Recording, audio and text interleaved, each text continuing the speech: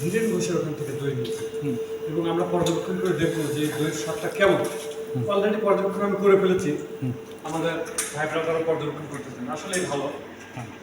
আমরা সবাই জানি যে রঞ্জিত ঘোষের দই আর জনতার দই বেস্ট, কিন্তু না, এই যে ধীরেন ঘোষের দইটা দেখতেছেন, এটা দেখুন আমরা খাচ্ছি, ধীরেন ঘোষের দই কিন্তু ভাই খারাপ না, আপনি খেয়ে দেখেন, নিয়ে যান, দেখেন ধীরেন ঘোষের দই অনেক ভালো দই, অনেক খারাপ। আমরা আচ্ছা, ধীরেন ঘোষ তো বললেন, একটু লোকেশনটা বলেন ভাই প্লিজ, আমার জানি দর্শকটা। কেজির মোড় একদম ঠিক দক্ষিণ পাশে রঞ্জিত ঘোষের যে আপনার দই মিষ্টান্ন ভান্ডারের দোকানটা আছে তার ঠিক দক্ষিণ পাশে ধীরেন ঘোষের দইয়ের দোকান পাবেন। আচ্ছা, উনি দই বিক্রি করেন, কোনো মিষ্টি জাতীয় কিছু বিক্রি করেন না, দই বিক্রি করেন, এবং দইটা বেশ ভালো, মজা, বেশ ভালো, আপনারা ট্রাই করে দেখতে পারেন। হ্যাঁ, এটুকুই বলা।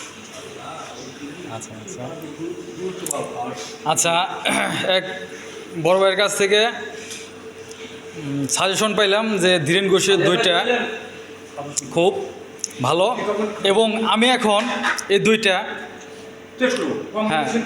হ্যাঁ কম্পিটিশন করব। আর হচ্ছে আরেকজন আরও বাইরা আছে, ওনাদের কাছ থেকেও আমি এটার ফলাফলটা জানতে চাচ্ছি যে আসলে ধীরেন ঘোষের দইটা আপনার কাছে কীরকম লাগলো। হ্যাঁ, দই অনেক জায়গায় খেয়েছি, দই মাতারা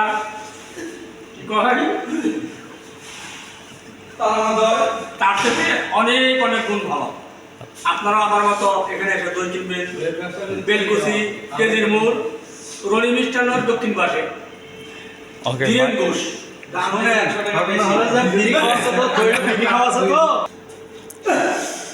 আচ্ছা, এই দইটা সবারই প্রিয়, আমার কাছেও প্রিয়।